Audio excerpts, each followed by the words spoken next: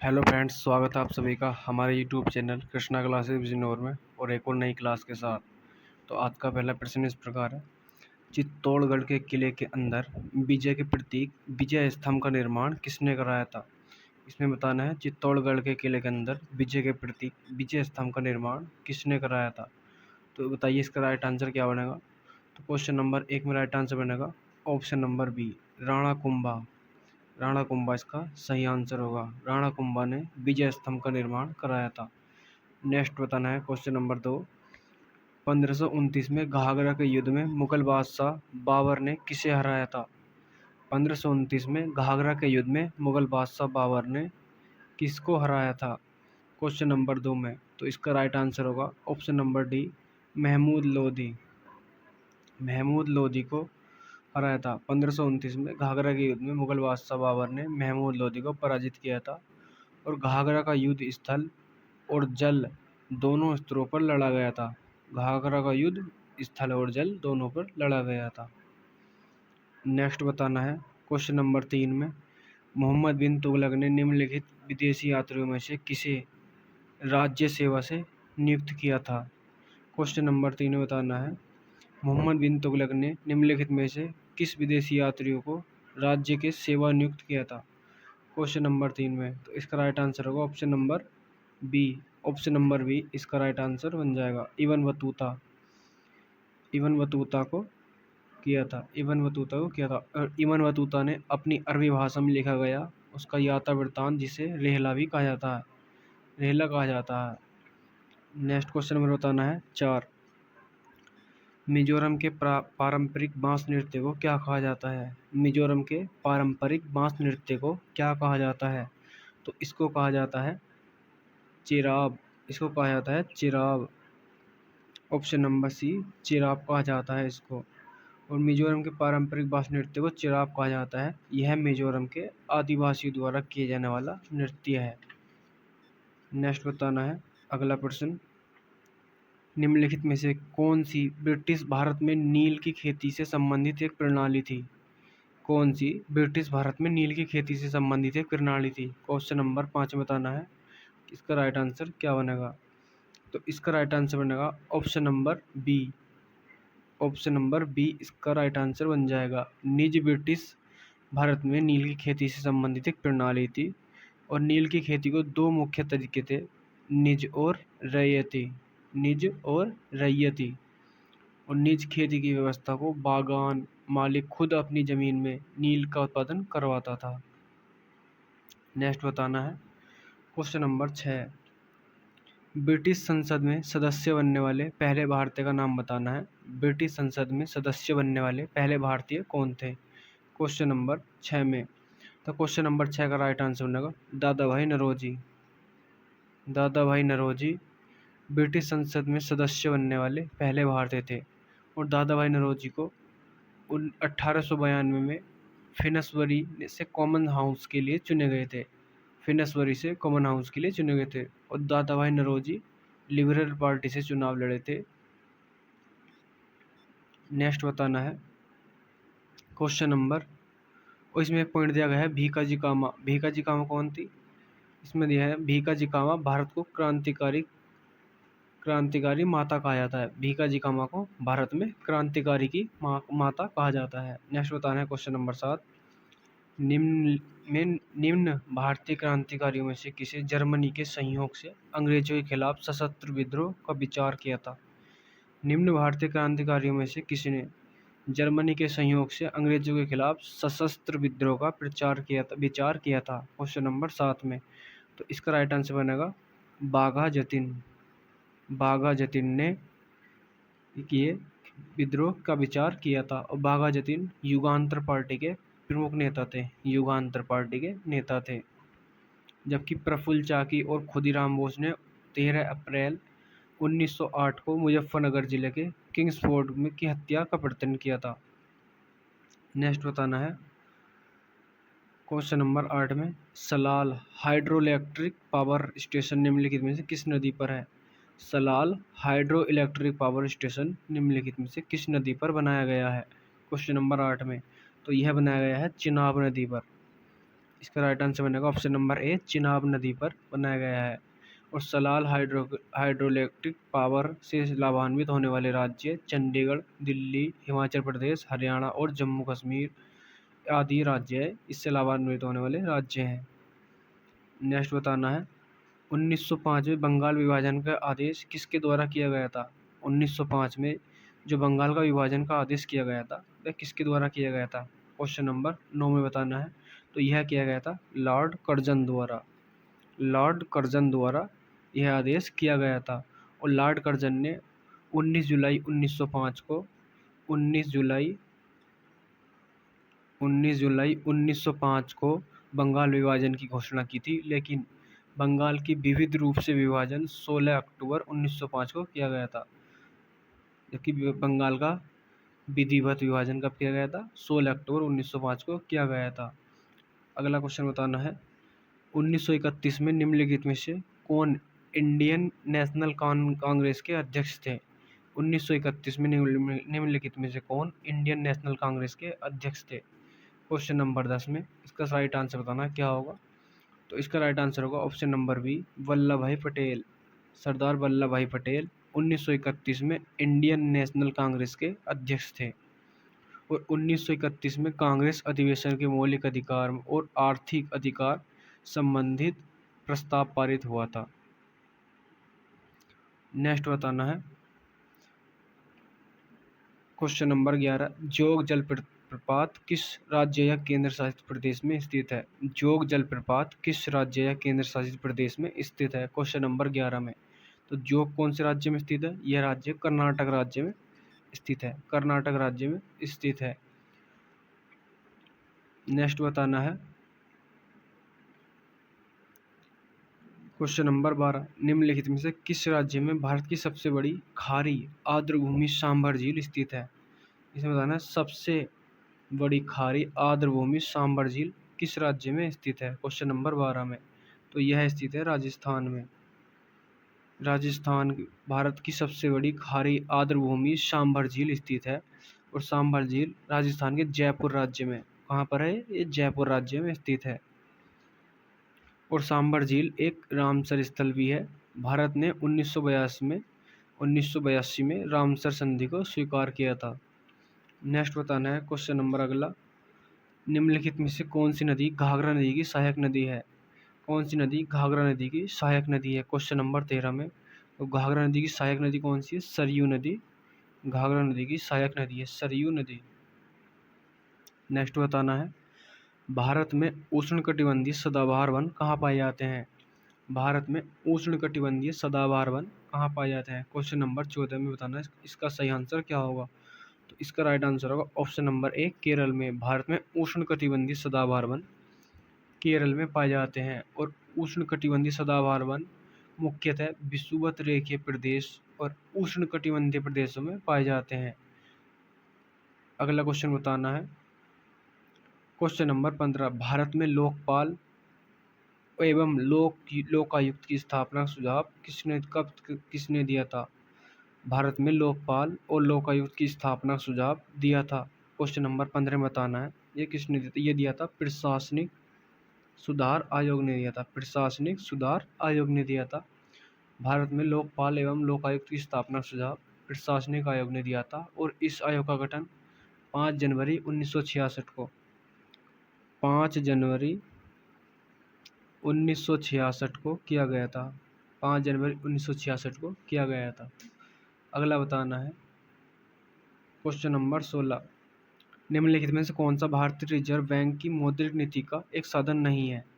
निम्नलिखित में से कौन सा भारतीय रिजर्व बैंक की मौद्रिक नीति का एक साधन नहीं है, क्वेश्चन नंबर 16 में। तो यह कौन सा साधन नहीं है, क्वेश्चन नंबर 16 में ये बनेगा वस्तु एवं सेवा कर। वस्तु एवं सेवा कर भारतीय रिजर्व बैंक की मौद्रिक नीति का एक साधन नहीं है। और जीएसटी का पूरा नाम क्या होता है, गुड्स एंड सर्विस टैक्स, वस्तु एवं सेवा कर। और जीएसटी एक एकीकृत कर प्रणाली है। यह कैसी प्रणाली है, यह एक एकीकृत कर प्रणाली है। और जीएसटी कब लागू की गई थी, जीएसटी लागू की गई थी 1 जुलाई 2017 को यह लागू की गई थी। नेक्स्ट बताना है सूची 1 को सूची सेकंड से मिलान करना है। सूची 1 को सूची सेकंड से मिलान करना है। इसमें दिया गया है पुलिकट झील कहाँ पर स्थित है। पुलिकट झील कहाँ पर है? तो पुलिकट झील बनेगी तमिलनाडु में। पुलिकट झील तमिलनाडु में है। और चिल्का झील कहाँ पर है? चिल्का झील उड़ीसा राज्य में स्थित है। चिल्का झील उड़ीसा राज्य में स्थित है। और बुलर झील कहाँ पर है? बुलर झील कश्मीर राज्य में स्थित है। बुलर झील कश्मीर में स्थित है। जबकि सांभर झील राजस्थान में स्थित है। सांभर झील राजस्थान में स्थित है। तो इसका राइट आंसर क्या बनेगा? इसका राइट आंसर ए, इसका राइट आंसर बन जाएगा ए ऑप्शन, इसका राइट आंसर बन जाएगा। नेक्स्ट बताना है जनसांख्यिकी संक्रमण को निम्न में से किसके रूप में वर्णित किया गया है? जनसांख्यिकी संक्रमण को निम्न में किसके रूप में वर्णित किया गया है? क्वेश्चन नंबर 18 में। तो इसको किसके रूप में वर्णित किया गया है? यह किया गया है ऑप्शन नंबर डी, एक समय के बाद समाज की जनसंख्या में परिवर्तन की एक प्रक्रिया में। एक समय के बाद समाज की जनसंख्या में एक परिवर्तन की प्रक्रिया में इसे वर्णन किया गया है। नेक्स्ट बताना है 1929 की महामंदी इनमें से किस क्षेत्र में हुई थी? 1919 की महामंदी द ग्रेटेस्ट डिप्रेशन ऑफ 1929 में किस क्षेत्र में हुई थी? क्वेश्चन नंबर 19 में बताना है। इसका राइट आंसर क्या होगा? तो यह हुई थी उत्तरी अमेरिका में। उत्तरी अमेरिका क्षेत्र में हुई थी। उत्तरी अमेरिका क्षेत्र में हुई थी। नेक्स्ट बताना है क्वेश्चन नंबर 20, निम्नलिखित में से कौन सा सकल घरेलू उत्पाद में शामिल होता है? निम्न में से कौन सा सकल घरेलू उत्पाद में शामिल होता है? क्वेश्चन नंबर 20 में। तो इसका राइट आंसर बनेगा अंतिम वस्तुओं की बिक्री। अंतिम वस्तु की बिक्री इसका सही आंसर बन जाएगा। अंतिम वस्तु की बिक्री सकल घरेलू उत्पाद में शामिल होता है।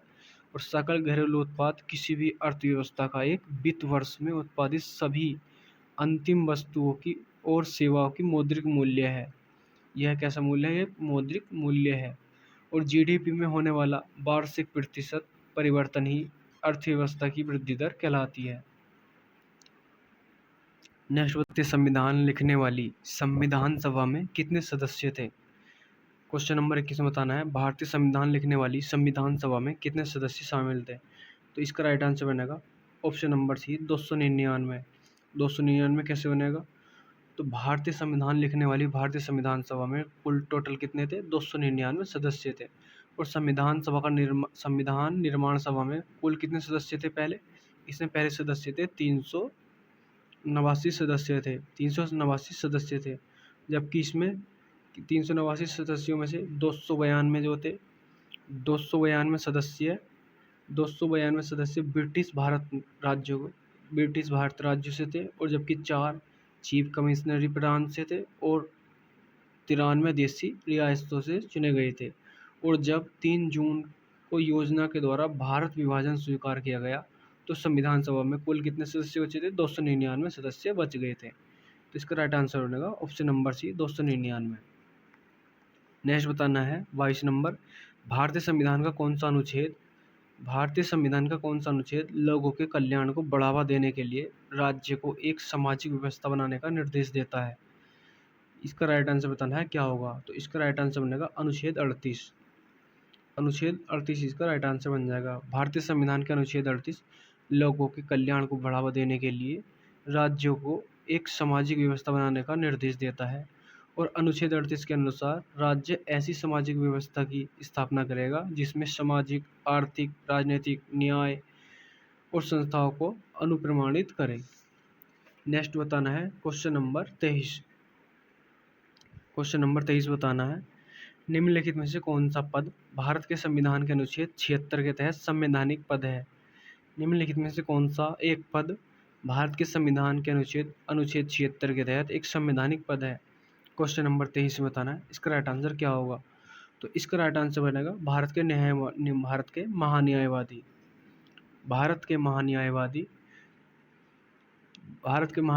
महान्यायवादी पर भारत के संविधान के अनुच्छेद 76 के तहत एक संवैधानिक पद है। और महान्यायवादी देश का सर्वोच्च विधि अधिकारी होता है। यह न्यायवादी कैसा होता है? भारत का सर्वोच्च विधि अधिकारी होता है। और इसे संसद के दोनों सदनों की कार्यवाही में शामिल होने का अधिकार है, लेकिन यह मत नहीं दे सकता। और महान्यायवादी की नियुक्ति संघ मंत्रिपरिषद की सलाह पर राष्ट्रपति द्वारा की जाती है। इसकी नियुक्ति किस द्वारा की जाती है? राष्ट्रपति द्वारा की जाती है। और भारत का महान्यायवादी, नेक्स्ट बताना है, यह होगा भारत का महान्यायवादी। क्वेश्चन नंबर 24 में बताना है, भारत के संविधान में निम्नलिखित अनुच्छेदों में से कौन सा यह प्रावधान करता है कि देवनागरी लिपि में लिखे जाने वाली हिंदी संघ की आधिकारिक भाषा होगी? भारत के संविधान में निम्नलिखित में से कौन सा अनुच्छेद यह प्रावधान करता है कि देवनागरी लिपि में लिखी जाने वाली हिंदी संघ की आधिकारिक भाषा होगी? क्वेश्चन नंबर 24 में तो यह अनुच्छेद है ऑप्शन नंबर बी, अनुच्छेद 343 का ए। अनुच्छेद 343 का ए यह संघ की आधिकारिक भाषा की घोषणा करता है। नेक्स्ट बताना है क्वेश्चन नंबर 25, भारतीय संविधान का 103वां संविधान संशोधन सरकारी नौकरियों और शैक्षिक संस्थानों के लिए आरक्षण प्रदान करता है।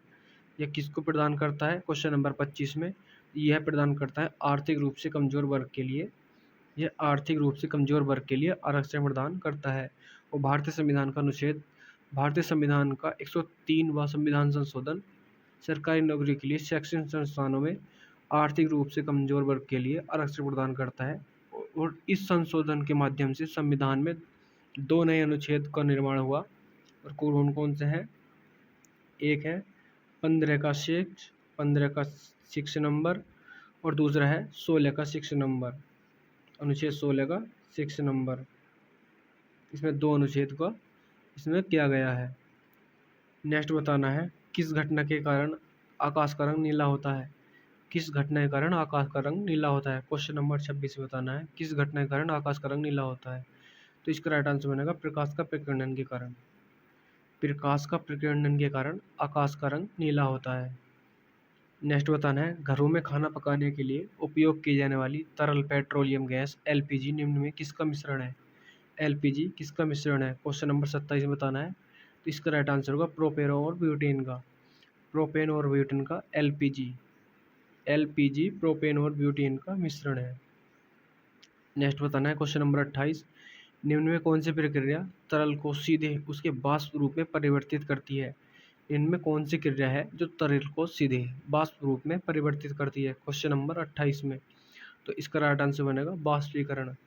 वाष्पीकरण प्रक्रिया है जो तरल को सीधे उसके वाष्प रूप में परिवर्तित करती है। नेक्स्ट बताना है, आवर्ती का एसआई मात्रक क्या है? आवर्ती का एसआई मात्रक क्या है? क्वेश्चन नंबर 29 में, तो आवर्ती किसका मात्रक है? आवर्ती का एसआई मात्रक हर्ट्ज होता है, हर्ट्ज। आवर्ती का एसआई मात्रक हर्ट्ज होता है। जबकि दिया गया है कार्य का एसआई मात्रक क्या होता है? कार्य का एसआई मात्रक होता है जूल। कार्य का एसआई मात्रक जूल होता है। और ओम किसका होता है? ओम होता है विद्युत प्रतिरोध के मापने का। विद्युत प्रतिरोध का मात्रक होता है ओम। और वोल्ट किसका होता है? वोल्ट। इसमें दिया गया है वोल्ट। वोल्ट होता है विद्युत विभव का मात्रक। विद्युत विभव का मात्रक होता है वोल्ट। तो इसका राइट आंसर बन जाएगा ऑप्शन नंबर बी, हर्ट्ज। आवर्ती का मात्रक होता है हर्ट्ज। क्वेश्चन नंबर 30 में बताना है, निम्न में कौन सा रोग कारक मलेरिया रोग का कारण होता है? निम्न में कौन सा रोग कारक, इसमें पूछा है रोग कारक मलेरिया रोग का कारण होता है क्वेश्चन नंबर 30 में, तो यह होता है परजीवी। परजीवी रोग कारक मलेरिया के रोग का कारण होता है। और मलेरिया रोग प्लाज्मोडियम नामक एक परजीवी प्रोटोजोआ के कारण होता है। किसके कारण होता है? ये होता है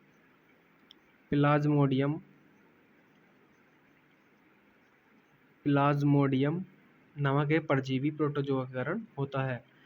नेक्स्ट बताना है क्वेश्चन नंबर 36। क्वेश्चन नंबर 36 में बताना है, इसका राइट आंसर क्या होगा? सही वर्तनी वाले शब्द का चयन करना है। सही वर्तनी मतलब बीणा पानी किस तरह से सही लिखा जाएगा? बीणा पानी किस तरह से सही लिखा जाएगा?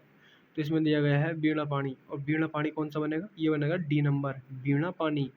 बीणा पानी यह इसका सही आंसर बन जाएगा। नेक्स्ट क्वेश्चन 37 बताना है, निम्न में से उस विकल्प का चयन करें जो सिर पर पाँव रखकर भागना। इसका बताना है सिर पर पाँव रखकर भागना। इसका सही बताना है, इस मुहावरे का सही बताना है। इसका राइट आंसर क्या बनेगा? तो इसका राइट आंसर बनेगा बहुत तेज भागना। बहुत तेज भागना। सिर पर पाँव रखकर भागना का मतलब होता है बहुत तेज भागना। ऑप्शन नंबर डी इसका राइट आंसर बनेगा।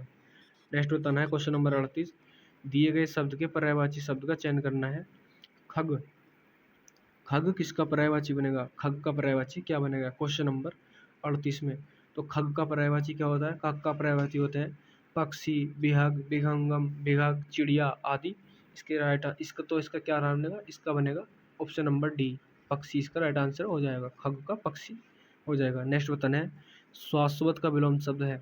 शाश्वत का विलोम शब्द है क्वेश्चन नंबर 39 में। शाश्वत का विलोम शब्द क्या बनेगा क्वेश्चन नंबर 39 में? तो इसका राइट आंसर बनेगा क्षणिक। शाश्वत एक होता है शाश्वत हमेशा, एक होता है क्षणिक, क्षण भर के लिए क्षणिक। इसका राइट आंसर बनेगा क्षणिक। नेक्स्ट बताना है क्वेश्चन नंबर 40, जिसके आने की तिथि मालूम ना हो। जिसके आने की तिथि मालूम न हो क्वेश्चन नंबर 40 में। तो इसका राइट आंसर बनेगा अतिथि। इसका राइट आंसर बनेगा अतिथि। अतिथि का अर्थ होता है जिसके आने की तिथि मालूम न हो। नेक्स्ट बताना है क्वेश्चन नंबर 51। क्वेश्चन नंबर 51 में बताना है डीआरडीओ ने अक्टूबर 2020 में पोखरण रेंज में किस एंटी टैंक गाइडेड मिसाइल का अंतिम परीक्षण सफलतापूर्वक किया। डीआरडीओ ने अक्टूबर में पोखरण रेंज में किस एंटी टैंक गाइडेड मिसाइल का अंतिम परीक्षण सफलतापूर्वक किया है क्वेश्चन नंबर 51 में। तो यह किया है नाग का परीक्षण किया है। नाग का सफलतापूर्वक परीक्षण डीआरडीओ ने किया है। जो कैसी मिसाइल है? एक एंटी टैंक गाइडेड मिसाइल है। एंटी टैंक गाइडेड मिसाइल है, दागो और भूल जाओ सिद्धांत पर कार्य करती है। नेक्स्ट बताना है भारत सरकार के प्रधान वैज्ञानिक सलाहकार पीएसए के रूप में किसे नियुक्त किया गया है। भारत के बताना है इसमें भारत सरकार के प्रधान वैज्ञानिक सलाहकार कौन है। भारत के प्रधान वैज्ञानिक सलाहकार कौन है क्वेश्चन नंबर 52 में। तो ये है अजय कुमार सूद। अजय कुमार सूद भारत के प्रधान वैज्ञानिक सलाहकार है, अजय कुमार सूद। नेक्स्ट बताना है 53, अक्सर सुर्खियों में रहने वाला परसिवेंस रोवर किस अंतरिक्ष एजेंसी से संबंधित है। इसे बताना है परसिवेंस रोवर के बारे में बताना है, ये किस अंतरिक्ष एजेंसी से संबंधित है परसिवेंस रोवर। तो क्वेश्चन नंबर 53 का राइट आंसर बनेगा ऑप्शन नंबर डी, ये नासा से संबंधित है। परसिवेंस रोवर नासा से संबंधित है, नासा अंतरिक्ष एजेंसी से संबंधित है। क्वेश्चन नंबर 54, जम्मू और कश्मीर राज्य के विभाजन के बाद बने किस केंद्र शासित प्रदेश की अपनी कोई विधायिका नहीं है। इसे बताना है इसका राइट आंसर क्या बनेगा क्वेश्चन नंबर 54 में। तो इसका राइट आंसर बनेगा लद्दाख की। लद्दाख की अपनी कोई विधायिका नहीं है।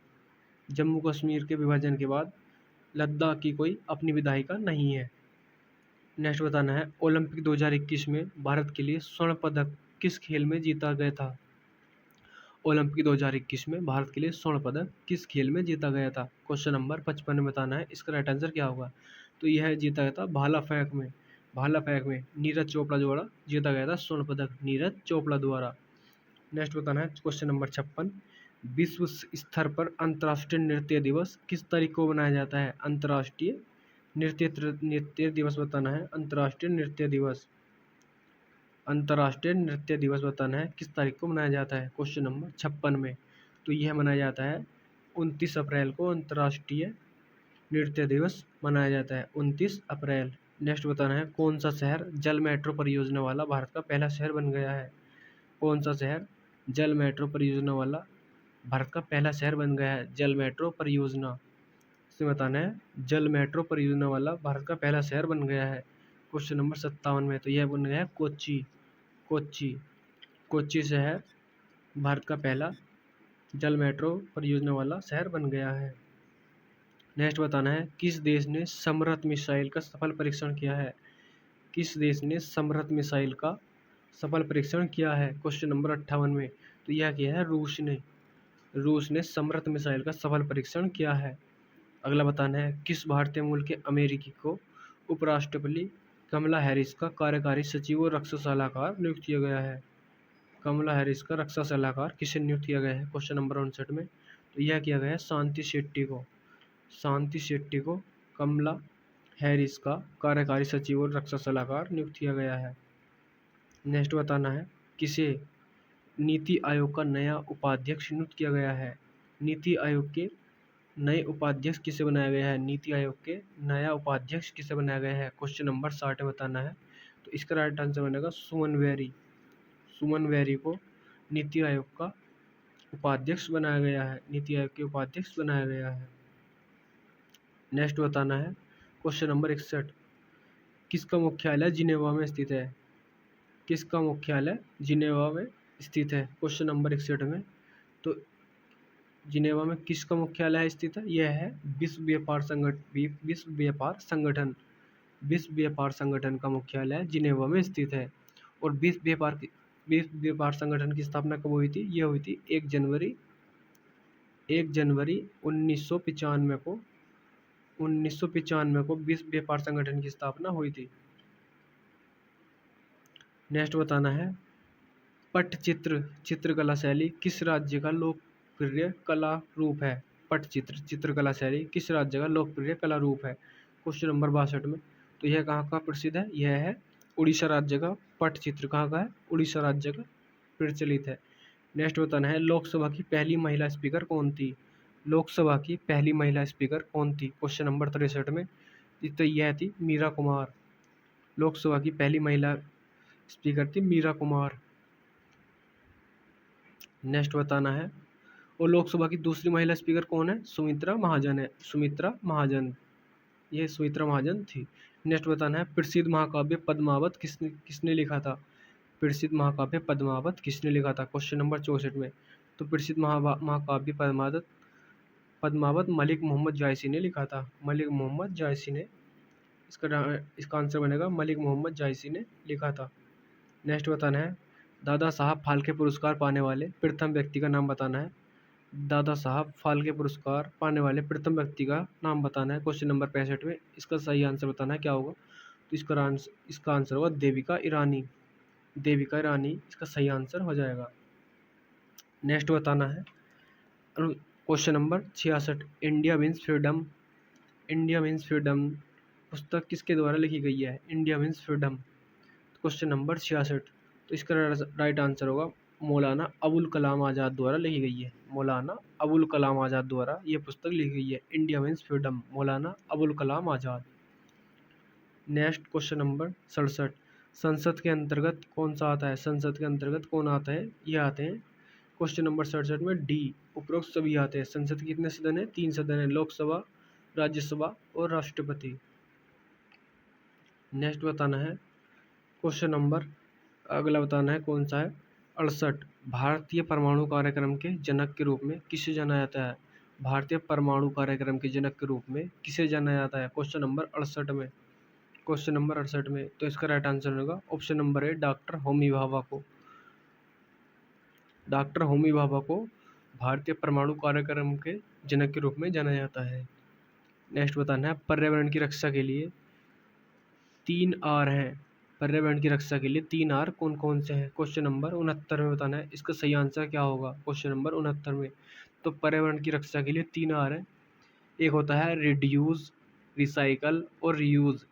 रिड्यूस, रिसाइकल और रीयूज। तो इसका सही आंसर क्या बनेगा? इसका राइट आंसर बनेगा option number D reduce, recycle और रीयूज। पर्यावरण जैव और अजैव घटक मिलकर बनते हैं। पर्यावरण जैव और अजैव घटक मिलकर बनता है। और ग्लोबल वार्मिंग के कारण पर्यावरण की भारी क्षति इस वक्त हो रही है। और क्वेश्चन नंबर नेक्स्ट बताना है दुमहल किस राज्य के नृत्य के रूप में एक रूप है? दुमहल किस राज्य का नृत्य का एक रूप है? दुमहल बताना है ये किस राज्य का है? दुमहल किस राज्य का एक नृत्य रूप है? तो यह है जम्मू कश्मीर राज्य का। दुमहल जम्मू कश्मीर राज्य का एक नृत्य रूप है, जबकि दिया गया है जम्मू कश्मीर राज्य। इसका सही आंसर हो जाएगा।